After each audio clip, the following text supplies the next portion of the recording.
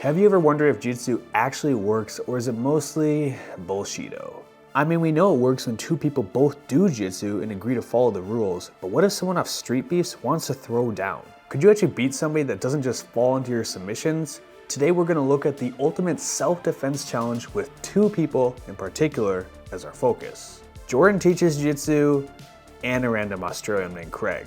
Both men partook in challenges that would test their fighting skills as well as their situational skills, with one encounter being a bar fight and the other versus a knife. For the bar fights, they were given different scenarios against questionably aggressive bar drinkers. And between these two, we're first going to focus on Jordan because he's the Jiu-Jitsu black belt. Let's see how he did. What is it?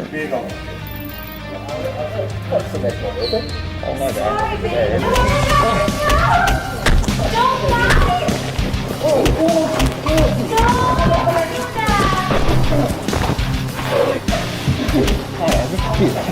No! Wake it up. Alright, big takeaways. Jordan was extremely passive, and as much as I hate to say it, he showed some humongous flaws. With the sport of Jiu-Jitsu, that is. I'm not gonna pretend that it's easy, but clearly only doing Jiu-Jitsu limited Jordan a ton. He hit some free punches straight to the chin to start off, which is never great. But look at this nice takedown. He launches him in the air and is dominated from here until... yeah, here's the huge flaw. Sure, one-on-one, Jordan absolutely kills this guy. He was on top of him, brought him down to the floor, and could do whatever he wants from here. But going to the ground made it easy for everyone else to get on top of Jordan. From here, and in a real-life situation, not a simulated environment, you're basically at the mercy of the bouncers to come and save you. He did a nice job of getting out from underneath all these guys with some real basalt's energy, but he ended the round sitting on top of them. I don't know what submission he was going for. Maybe he's invented some new attack where he's going for like a reverse guillotine behind him, but overall, not a great spot to be in a fight.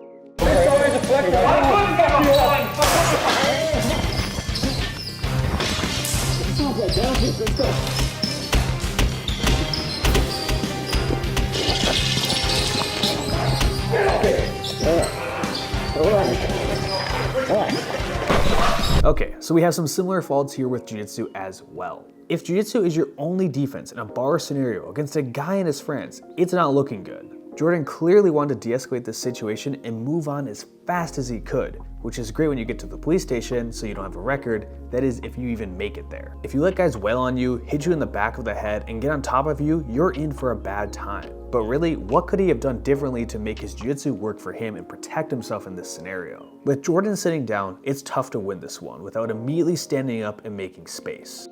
One huge thing about Jiu-Jitsu is that we always want to engage on our terms, whether it's because we pull guard and they're going to magically walk into it, or we get to a front headlock. We're always trying to engage and make sure it's the best scenario possible for ourselves. But for this environment, the only way you're going to realistically doing that is by hitting them or shoving them. Once you've used either striking or shoving to make distance, now you can focus on maintaining distance, controlling inside position, trying to get to an underhook, until you wake up in the hospital because you remember there was a guy behind you and none of that crap worked at all. So if we're just looking at Jiu-Jitsu for self-defense, I'm sorry, it did not look good.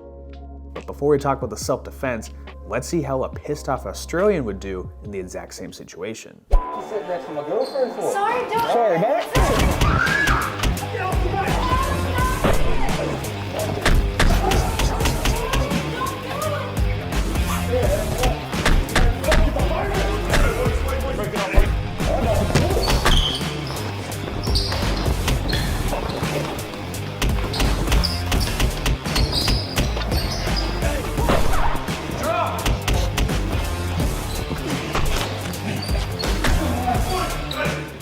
I like this guy already. You can immediately see the huge difference that happens if you're allowed to throw strikes, plus some wipe out grappling, and not always looking to just control the guy. In the first scenario, he straight up throws 4 right hands, then pops off ready for the next guy. He still ate fresh shots to the chin, just like Jordan, which is never great, but by being aggressive, he was done earlier and he made that guy hold his pocket.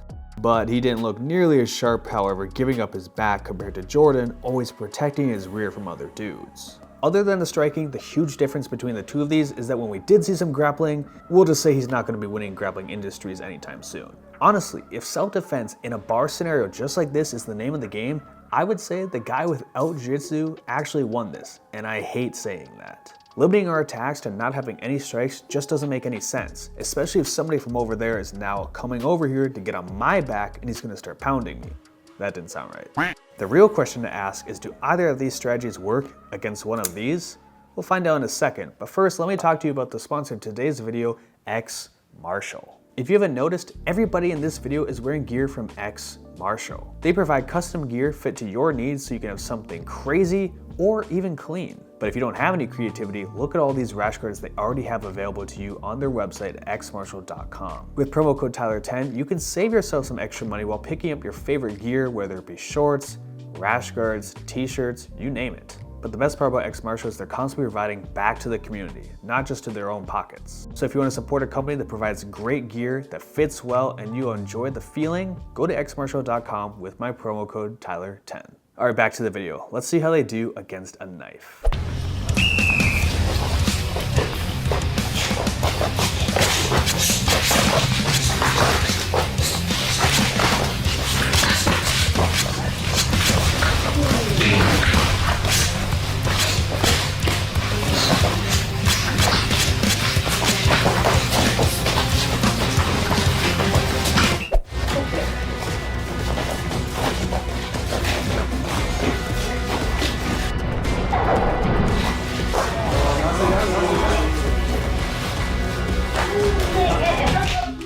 Interesting strategy. Let me start by saying I actually have my own YouTube video where I tried to use Jiu-Jitsu against a knife and it completely sucked. Even when I was going up against a girl, I was getting fucked up, but Jordan pulled guard and it actually worked.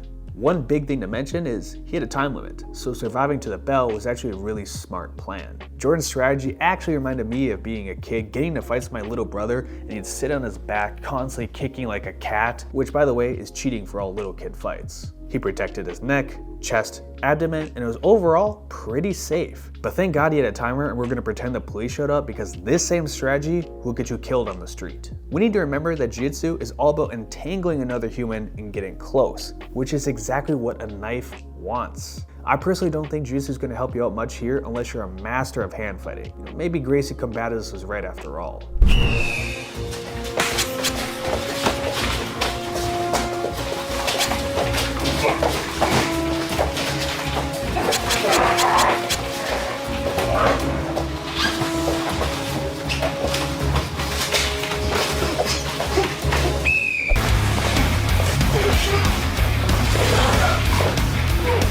Just what we all expected from the pissed off Aussie. He came out balls to the wall, ready to take someone with him. He did get a few victories here, but Jordan's strategy actually turned out to be the better one for this confined situation. I appreciate the brawler going out there and trying to pry the knife away, but that is so much harder than you think it is if they have any sense of distance. As ridiculous as it sounds, I actually think Jordan's strategy of laying on his back was the correct call and the better one to make. But this video is ultimately about self-defense with Jiu-Jitsu. And you know what I've realized? I definitely practice sport Jiu-Jitsu. All our moves are designed for very specific scenarios where we are one-on-one with someone, no weapons are allowed, and we hope there aren't strikes. Yes, I get it. Moves in Jiu-Jitsu still will work against somebody throwing strikes at you, and maybe you can disarm them with something like a Russian tie or Kimura, but let's be honest here. We saw a black belt on display with Jiu-Jitsu, and it didn't give me the most confidence. Moves do exist in Jiu-Jitsu to try and help yourself defend against somebody else in a one-on-one scenario, and you're gonna do really well there.